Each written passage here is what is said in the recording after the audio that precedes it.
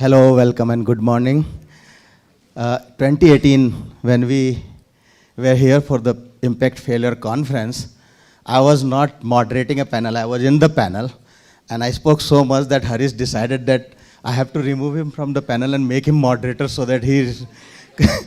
So, this is the failure, right? Failure to balance my priorities and limit to the time. I ended up becoming moderator. So this is also a hint to all of you that you have to restrict to the 8 minutes that, that have been allocated. Jokes apart, innovation, enterprise, and investment, these are so intricately related to each other, and because their history and origin is in the markets, and we are now increasingly seeing more innovation and entrepreneurship and investment, which is apparently unintentionally or intentionally directed towards solving development sector problem, that we tend to use the same metrics and the same playbook that was invented in Silicon Valley for venture capital in the development sector.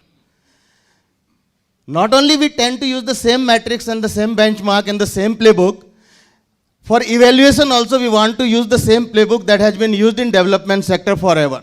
So on one hand, we struggle with the MLE people from the development sector who want to evaluate innovation, entrepreneurship, and investment with the same benchmark they traditionally evaluated charitable projects, but also the investment community that wants to see the same playbook of 80% IRR and 6 years payback, exit, and also the unicorn terminology. So people working on innovation, entrepreneurship, and investment in development sector is stuck between the two. On one hand, they have the capital pools which are used to a particular playbook, and on the other hand, you have an evaluation community that's completely used to a different word. And that's where most of the failure happens, and most of the time that failure is failure of communication and measuring the wrong metrics. I'm really privileged today to have this wonderful panel.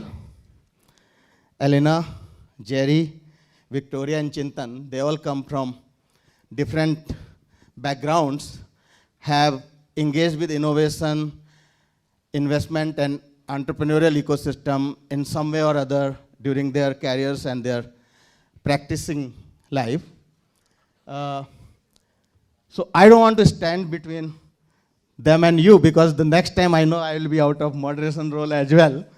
So without wasting any time, Elena, can I invite you?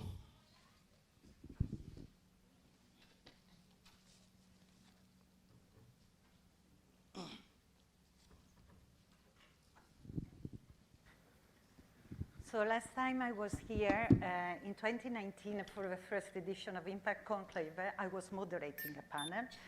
So probably, Harish, you were questioning my questions to the panelists, and this is why you moved me there. So it's a pleasure being here, and I was just sharing with Martin from Doen before that I feel more comfortable talking about failure here, very far from my country, so my investors don't hear me too loud. But I will share a little bit of my journey with you. And you know that a few months back, impact investing has reached a milestone level, the $1 trillion in impact investing. That was regarded as a tipping point to secure the industry, to get mainstream even faster, and to catalyze even more investment that has done, more resources that has done so far. So the question I've been asking myself, and we should ask ourselves, is whether we should feel thrilled because of this achievement, because it's a huge achievement that has done in 12 years, despite COVID, and I don't want to take it as an excuse, of course.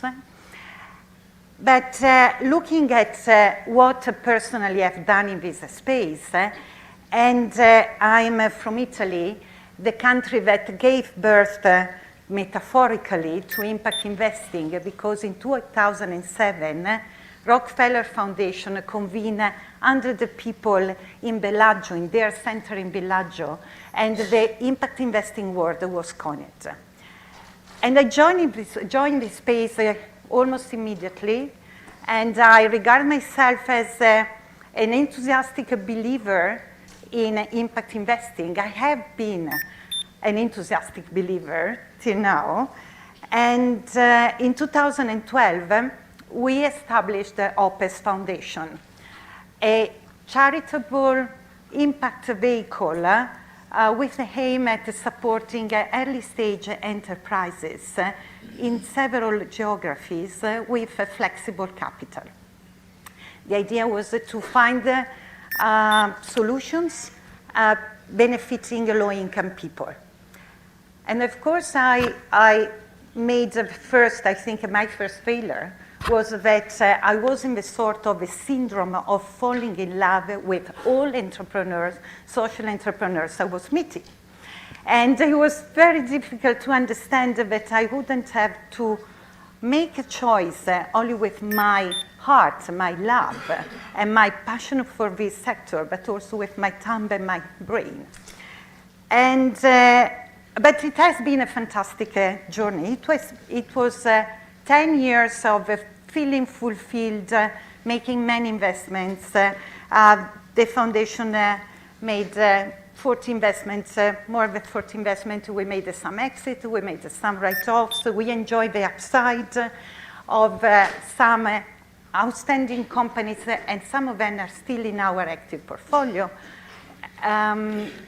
So we were so fulfilled and so rewarded that in 2019, we decided to set up an impact commercial fund. And the idea came because we wanted to scale up our experience. We wanted to scale up our track record.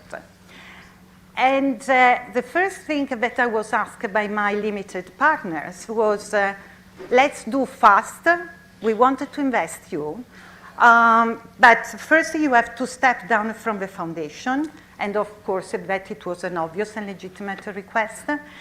But I struggled to convince them to keep me in the board of a foundation, because I thought that my exposure to what the foundation was doing could benefit my fund.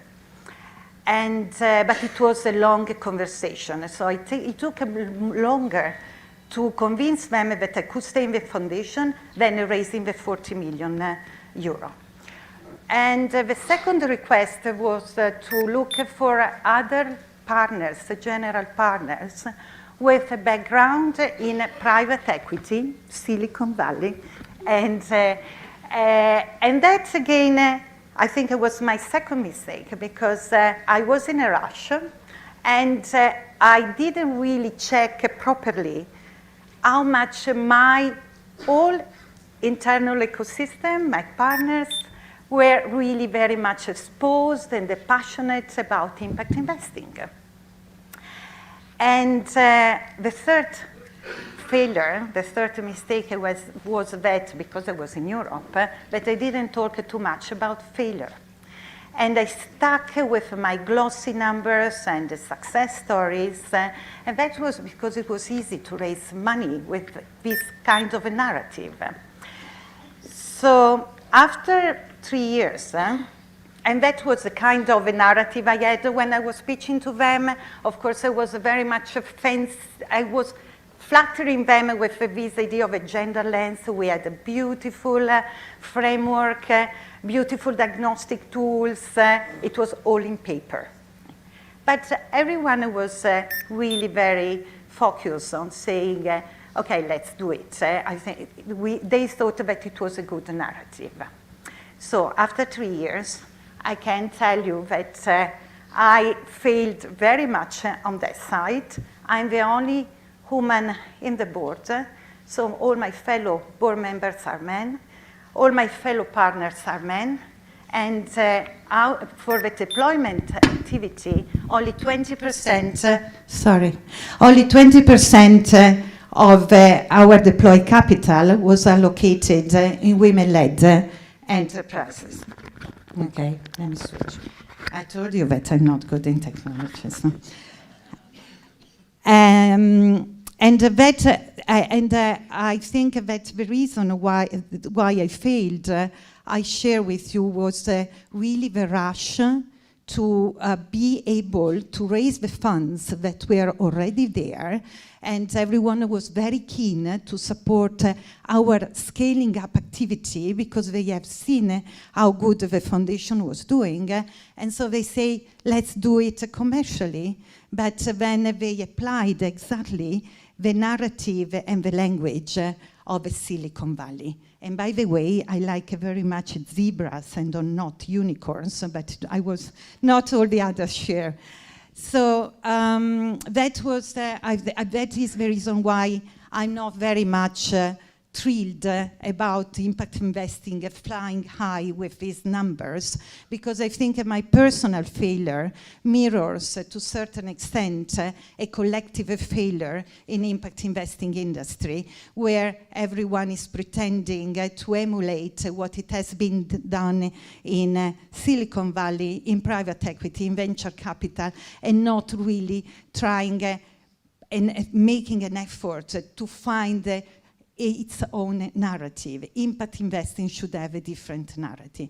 And this is why, from these mistakes and failure, I was really very proud to be stuck with a foundation where our flexibility and our narrative is completely different. And so there, Gender Lens is not just a narrative, a nice narrative to fancy people, but it's really the walk that, the talk that we walk.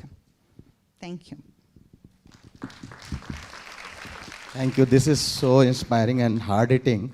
A lot of lessons for all of us who are trying to understand how do we solve these problems. And if impact investment narrative is the same narrative as the mainstream venture capital narrative, in practice, not in marketing.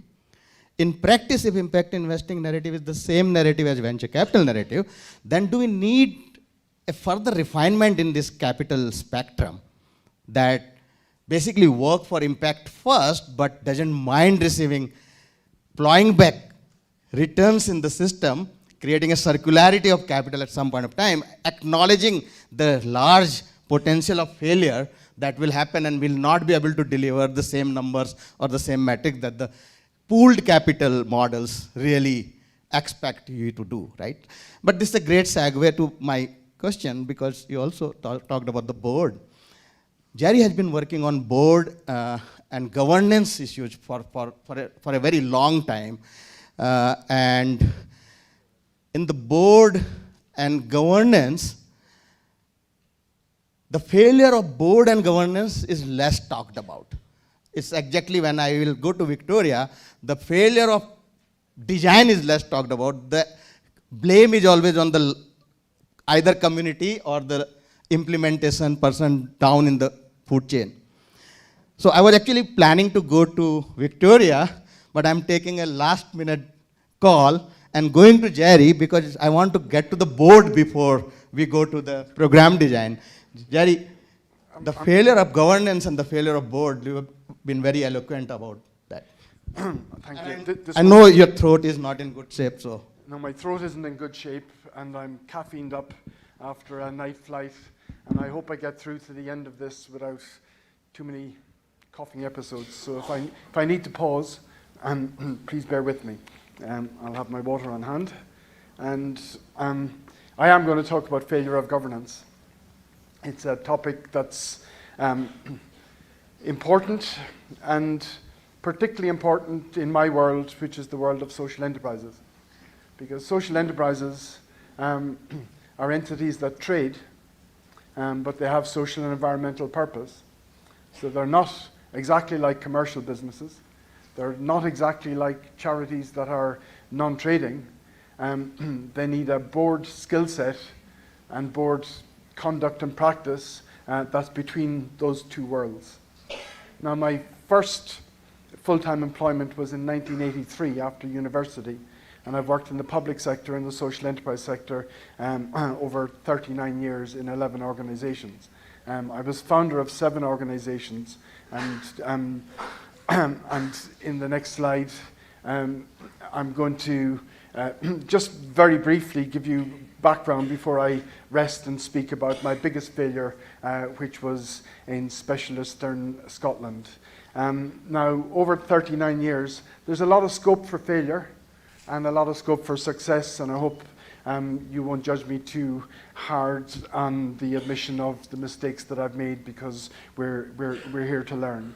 I am going to focus mainly on the last one, but yeah, I guess Social Firms UK and Intermediary, there's a lesson in there actually. I stayed with that for 10 years, from it being a project to incorporating, advocating for enterprises for people with disabilities, because the only option at the time in the face of very high unemployment for people with disabilities was large, sheltered, segregated workshops that kept people with disabilities away from society.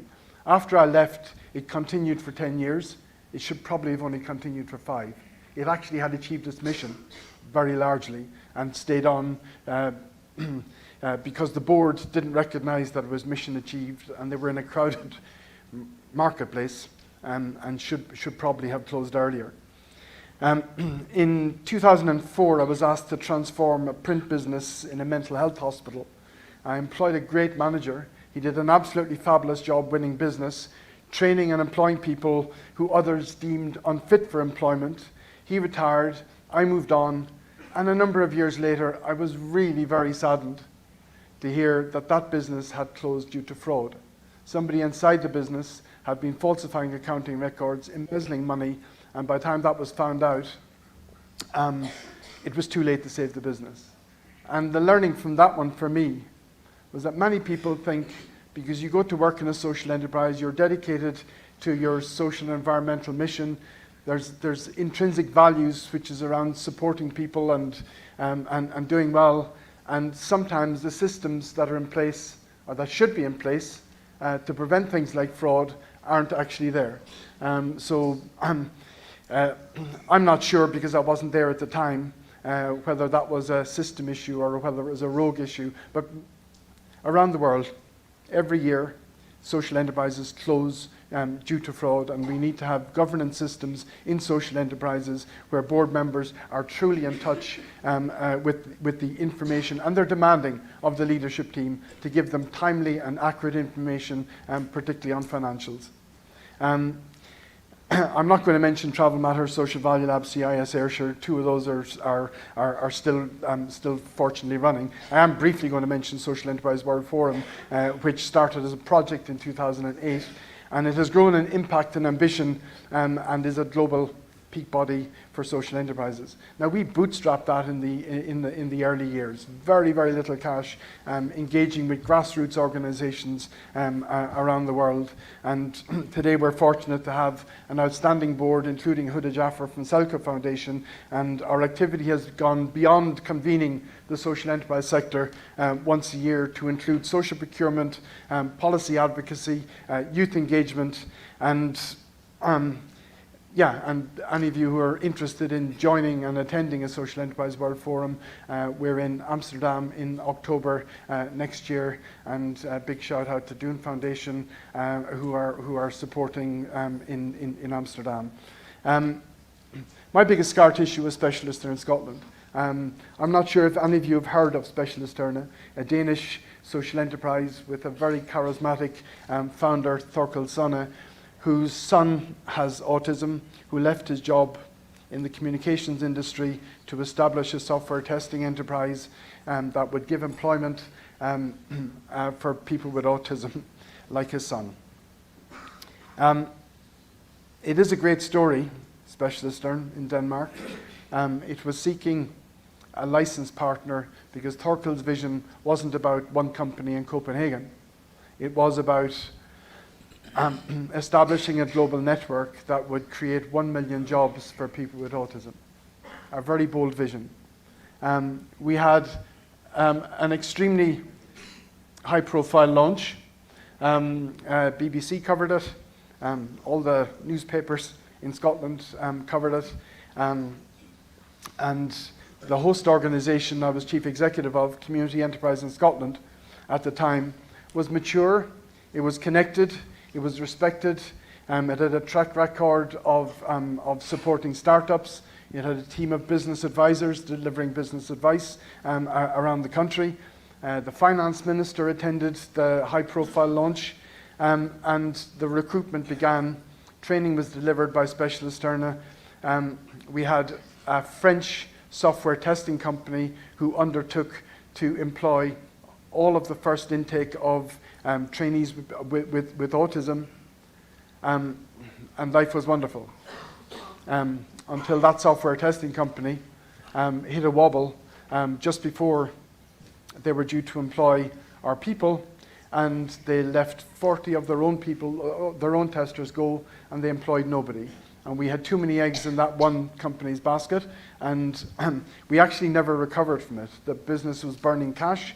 We were in a national recession. Rent and salaries were eroding the capital that had come into the business. Sorry, the slides aren't particularly visible. We had secured £750,000 of investment to start the business. 350,000 of that was a loan, and the rest were grants. So it put us in a really difficult position with the foundations, the lenders, the funders, the stakeholders, but most importantly, the people in the business whose hopes and dreams were tied up in this venture. We replaced the manager. That had no real impact. We cut our costs. We were still burning cash. I spoke to the funders personally, and I spoke to my board, and we proposed a closure before the losses damaged the parent company that was the guarantor for the loan. And I faced all the team, including the people with autism, and outlined what had happened and why, and closed the business. There was less publicity at the closure than there was at the opening. That didn't matter. People felt this very personally. The organisation I was chief executive of negotiated a repayment interest-free of the £350,000 that was due in loan over 10 years. So that finished on the 31st of March 2022. Their balance sheet was a bit damaged, but it was quite strong at the time, so that wasn't that serious. So the publicity was gentle at the time, but it really hurt. And in terms of the reputational damage and the social capital that was lost, I certainly have never forgot that.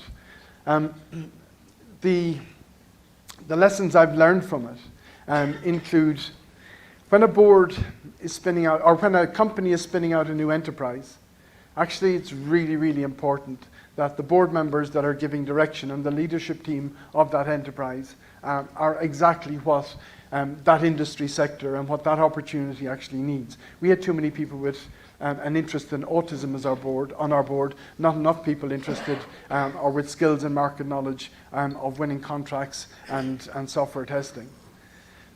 One of the biggest governance failures that we discussed as a board was I had on the parent company board, Community Enterprise in Scotland, I had two people who were so commercially savvy.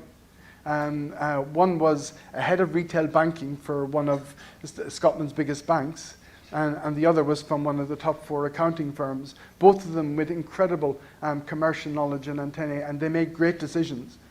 And they voiced on closure that they always had reservations, but they didn't articulate them at the time because the energy around the startup, the track record of the people who were involved in the startup, all of that was so strong, and everybody else was so enthusiastic that this business was going to be part of a movement to create 1 million jobs for people with autism, that they stayed much quieter than they had in all sorts of other decisions in the previous 10 years that I had worked with them.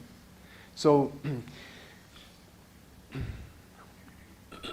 when you bring people with commercial expertise onto boards, they need to be pains in the backside. They need to be the people that raise the flags. They need to follow their instincts. They don't need to get soft on mission. They're on the board to use their expertise and their experience to help that board make good decisions. I find that there's a real issue with skills and culture on charity boards and the impact on charity and social enterprise boards, that it can be really hard. Many people go onto boards of charities because it's philanthropic activity. They're giving back to community. They're contributing to society. People go on commercial boards for a whole range of other reasons.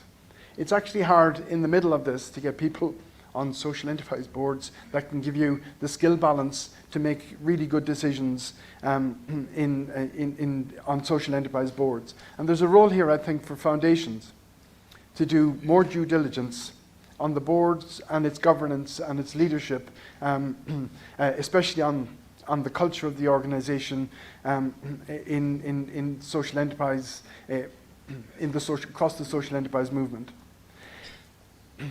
One of the biggest learnings also was around replication, and this is my last point. We were the second, or we were the first offshoot of Specialist Stern.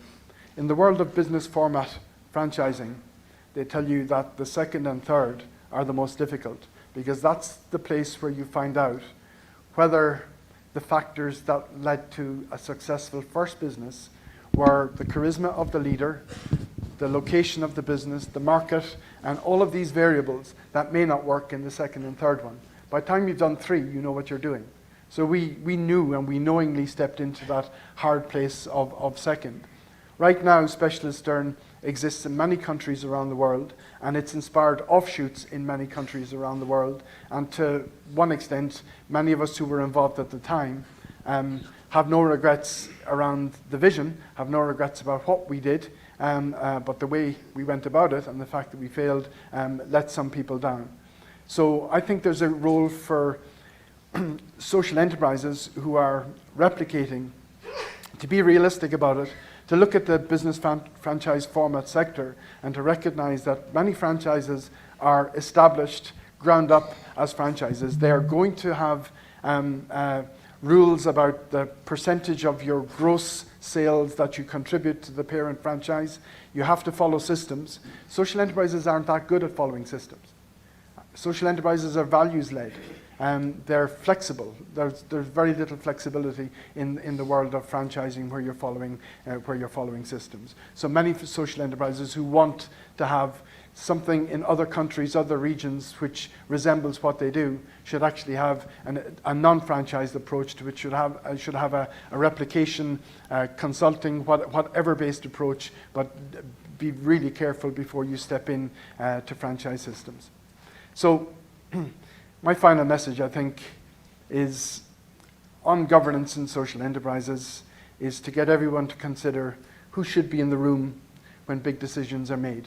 And if you look around your boards and you don't think that that board could withstand a crisis, you probably need to think about what skill mix and experience mix you want to be in the room when those hard decisions need to be made. Thank you. So the governance and the supervision and monitoring of the board is not only limited to listed companies which come under the SEBI or SEC regulation out of compliance, but also a moral ethical obligation when you are receiving donor money or investor money to look after it for them. Interest it can only be ensured by an empowered and involved board. And that means board needs to have visibility into the whole organization, and board needs to have visibility into how the programs are designed, rolled out, implemented, and how metrics communicated and the outcomes are communicated. And that, I would like to now invite Victoria, because of her extensive experience in program design and implementation, and also understanding of upstream issues, not necessarily can be blamed downstream implementation. So, all yours. Thank you, Manoj, and really great to be here today. And as I start, I actually want to really thank Elena and Jerry. because I thought as AECF when we started thinking about how do we empower women, that many years ago we allowed for private sector companies to gather women during farmer days and count them and then come and say that, you know what, we've impacted 100, 200 women. And then many years later we said, no, it doesn't look like that. How many women actually have access to productive assets? How many women are making decisions? How many women are having their voice heard? Because it's about deep and meaningful impact. And when I joined AECF about 3 years and some months ago, it was actually out of a failure. The governance structure that we thought would have worked collapsed right on the face of the institution during a time of crisis. Listening to Jerry, I said, geez, as a CEO of AECF, I went in not because I had investment expertise, it was because we need to fix governance and compliance. Let's prioritize that, we'll see how business goes thereafter. And it was really about an African institution that had grown so rapidly and its governance systems did not advance to be able to support that particular growth. And it was painful. We were all over the papers in Sweden. If it was not for our funder at the time who stood to say, but the mission of the institution is valid, but there is so much to talk about as far as programmatic focus. This we can fix, we wouldn't be standing today. So also really for funders that choose to look at crisis situation and see an opportunity, we laud you. We don't take that for granted. We are stronger today because a crisis made us to rethink how the organization required to be run from a mix of competencies and really thinking about personalities. An activist out there will be an activist in the board. An investor out there will be an investor in the board. Too much crowding of one particular orientation will bring down, irrespective of what organize, a balance is so important. AECF was set up many years ago on this premise. Aid has failed. We need market-based approaches. So we were born out of the challenging of humanitarian approaches, or aid approaches, and saying, how can the private sector play better in the space of solving for development challenges? We are a challenge fund, so we are gifted from very early on the openness to fail. Sitting here today and listening to Rohani especially and everyone else, I just thought, this is so much therapy for me. Even though my funders say I could fail up to 30%, I have never felt that I actually could fail. In fact, I'm the one who looked at reports and just think, no, are these metrics really looking like they're aligned with what the donor is expecting? And I will share very specifically, 417 businesses later, $300 million deployed across 26 countries in sub-Saharan Africa. Oh, we have failed a lot.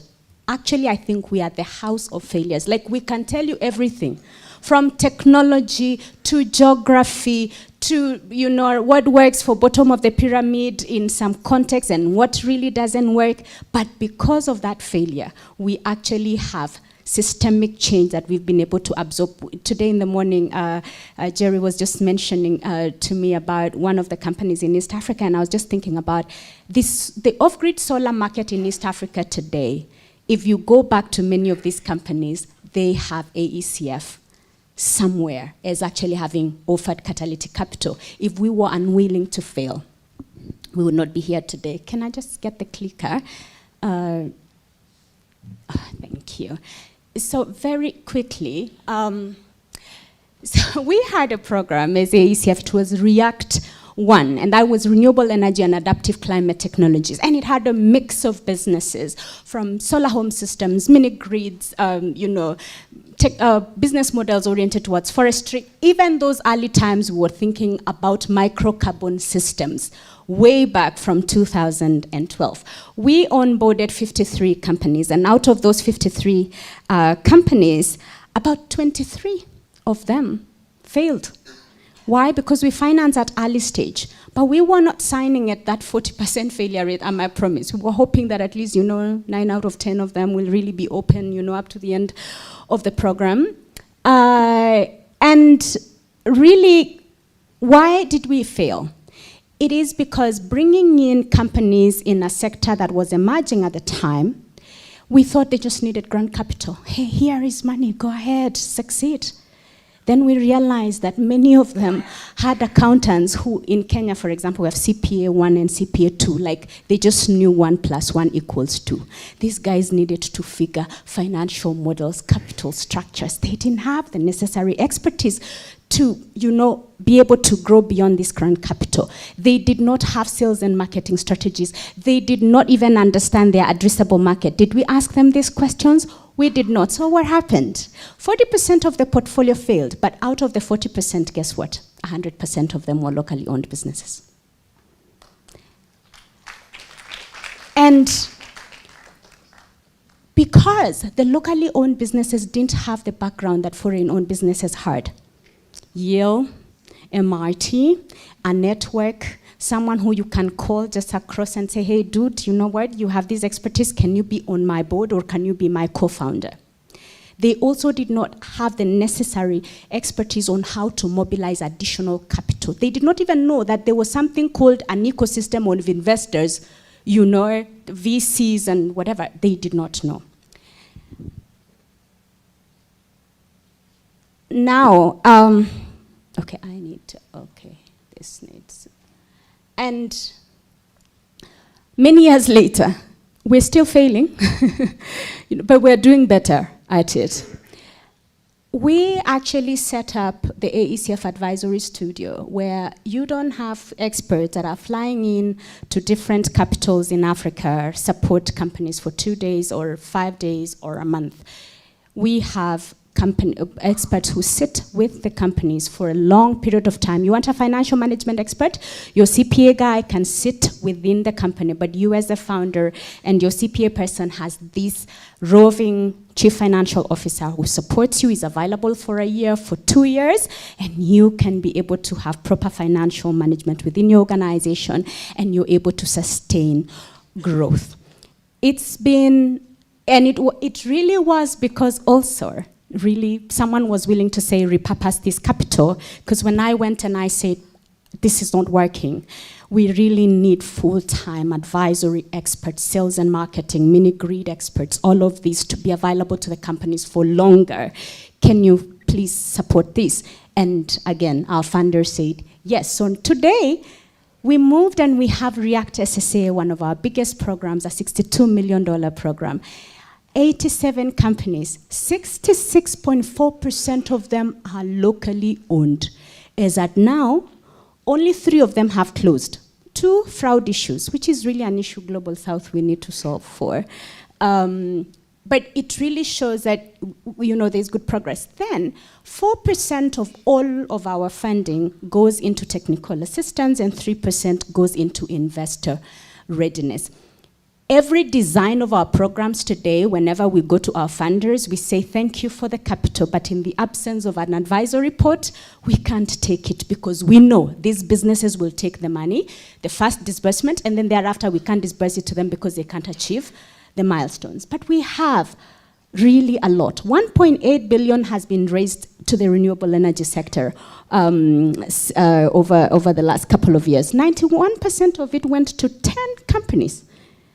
63% of it went to 3 companies. The 3 companies are all foreign owned. There's such a big problem to solve for locally owned enterprises that really are the players in a broader ecosystem and bring resilience. Local SMEs that are locally owned, if they industrialize, moving from importing from wherever to manufacture locally, assemble locally, it really will make a difference. For every one of us who is here today, as we fail, we learn. We must, however, learn. Why must we learn? The people who are relying on our expertise, on our commitment, are not seated in this room today. They're at home, they are cooking with wood fuel.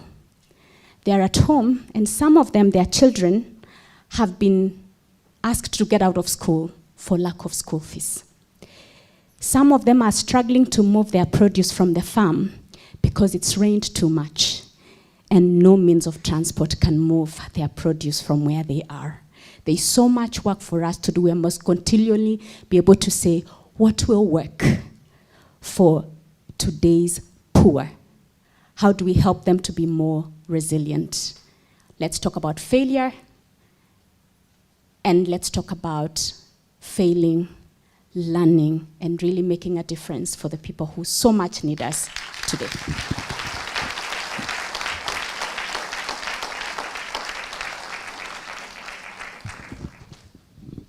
Thank you, Victoria.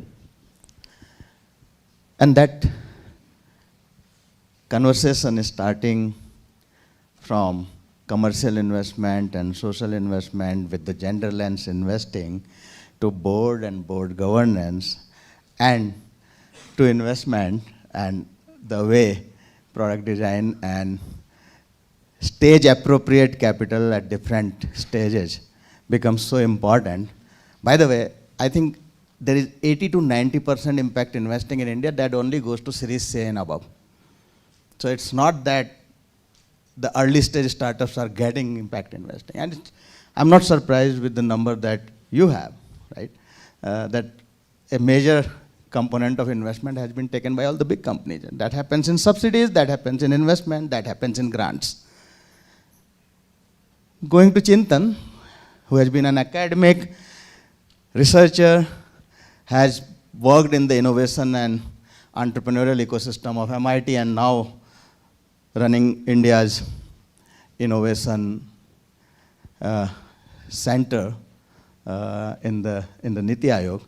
Chintan, you have worked with very early stage researchers in academia. You have worked on translational side of research when you are translating R&D into products. You have worked on pilots and validations, and now you are building incubators and accelerators, right? It's full spectrum, right? From being an academic to promoting entrepreneurship in India. I'm sure you have a much larger spectrum of failure to talk about, especially in the context of innovation. So this is a nice time to get you on. Thank you, Manoj. Let's see. I have failed all along the spectrum, so I could have a very wide canvas to talk about. But what I'm going to talk to you about is, I titled my conversations Symptoms of Incubatitis. These come from the more the experience of building innovation ecosystem, one incubator at a time. I must say before I go into this that the views I present are my personal views. They're not the views of the Niti Aayog nor the Atal Innovation Mission. These are my observations. Today or any time in the future, when you listen to this and you feel like, oh gosh, this is about me, I am also as much a part of this ecosystem as you, so this is about us, and we're all trying to improve. So let me start by saying that India is the third largest innovation ecosystem today, right? With about 83,000 plus startups, about 100 plus unicorns, about 107, about more than a million jobs created, and so on. And fueling this success are the 700 odd incubators, public and private, that take an idea into a startup. They support an idea to get to a successful startup. Now, as you know, internationally, many nations have decided that building these incubators is going to be one of our primary policy intervention into building the innovation ecosystem. And in India, the office that I work with, Atal Innovation Mission, is tasked with the idea of creating and nurturing a culture of innovation entrepreneurship across the length and breadth of the country. And one of the several things that we do is we aspire to build world-class incubators across academia, industry, community organizations, and so on. Now, in this process, more recently, we decided to create a framework to assess the performance of these entities along the input, process, output, outcome, we created this along with the World Bank and IIT Delhi, and then we piloted it. And here's what we found, that 1 in 7 incubators are excellent. They can be world-class incubators. 1 in 7 is a failure. And then everybody else is in between these two, right? Now the question is this, we as an entity put the same amount of rigor in selecting them, giving them resources and attention and all of that as an office, and then why are some succeeding so well and others failing so spectacularly, right? So this question led to a lot of conversation, and from this context, what I want to share with you are 6 behavioral pathologies, 3 on the incubator side, and 3 on the government side, because you cannot quite clap with one hand. So let's get into the setup a little bit. There are 3 institutional actors here. There's the government, that is an office like ours. There is the host institution to which the incubator gets awarded. This may be a university, it may be an industry player. And then there is the third institution, which is the incubator itself, which is created as a Section 8 company under the host institution. Now, Section 8, for everybody's, to be on the same page, this is the not-for-profit institution with the for-profit transparency. That is transparency over for-profit. That is the idea there. All 3 are there to serve the startup that is being nurtured, right? So from this perspective, we see that there are 3 pathologies that impair the incubators. The first one is not my babyitis. This is a pathology where you award an incubator to an institution, typically an academic institution. The faculty body says that, listen, incubators and entrepreneurship cannot be a legitimate part of academic activity. They pay no attention to it, and this thing fails, right? Now, can we expect to build a world-class innovation and entrepreneurship ecosystem when we are saying that in an academic institution only the scholarship is the first-class citizen and entrepreneurship is the second-class citizen? We try to do as much due diligence as possible to get to the intention of the team that's being awarded this incubator, but we are not fully successful yet. The second pathology, if the incubator succeeds at the other end of the spectrum, is only my babyitis. That is the here in an academic setting, it's one faculty or a group of small group of faculty who say that this is my baby and it is going to advance my interest in research. If it is in the industrial setting, the industry actor who was given public money because of their expertise in a given sector where the nation is trying to advance to build startups for the nation, turns this into their own R&D setup of which the output must first go to them. And in both cases, what was meant to be a public monsoon turns into a private scattered thunderstorm. The third pathology is must be through me-itis. We know very well that autonomy is directly and positively correlated with successes of incubators. If you allow an incubator to hire a capable CEO, a great team, and give them the flexibility to be agile and respond to the market, that is what builds a great incubator.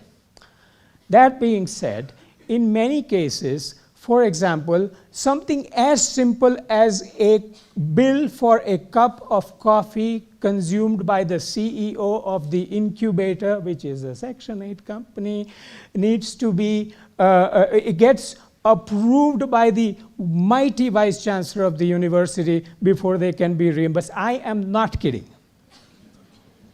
Okay? Can we expect to build an innovation ecosystem which is a quintessential act of freedom through draconian controls? Okay, let me turn to the government, as I promised. Now,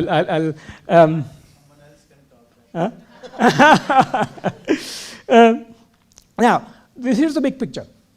We are, as an agency like ours, and with our guidelines and all that, we sit at the intersection of two large spheres. One sphere is called the general financial rules of the government, of which the purpose is accountability to public money, for the right reasons. The other sphere is this big sphere of incubators and startups whose allegiance is to the market forces for the right reason. And we fully understand that a body like us needs to be agile so that we can deliver governance at startup speed. Here, three pathologies arise. First, pure policitis. This is when people who are building innovation ecosystem, they say that, my only concern is strict adherence to the guidelines and nothing else. We know from best of the investors that they do rigorous due diligence before they invest, but after they invest, to be successful. I have not yet embraced that wisdom wholeheartedly. Second one must be profitability. Now, we fund startups that no one else would want to fund because they are risky. Even so, when we have to disperse money, we have to sort of wrestle with people who ask us question, is this entity profitable? Now, you see, many of you who work with the governments know that most of government transactions like contracts and procurement and all of that happens with somebody who's profitable and has a reasonable, sound track record. If such a startup had those two things, why would they take government money? Listen, Amazon.com, what was it, 19 years? They were not profitable. The question is, can we build the innovation ecosystem, which is the only, mind you, the only platform in this nation that promotes risk-taking through extreme risk aversion? The final pathology, private sector nervositis. When you have pot of money to be given to one institution and there are two deserving candidates, equally deserving, one private and one public, you still hear an opinion that I am more comfortable giving money to the public institution. Why? Our assessment shows that several private incubators are more hungry to learn and grow. We also know that many of our grand challenges, health, agriculture, energy, climate, whatever, pick your best, pick your favorite, are not going to be solved through public exchequer alone. Then, why are we hesitating to consider private sector an equal partner? Okay, you might say, this is all gloom and doom and I'm very negative and all that. Not at all. To the contrary, I am very bullish. In the next 10 years, our innovation ecosystem will grow 10 times. But we will have to overcome these pathologies in order for it to do so. Thank you.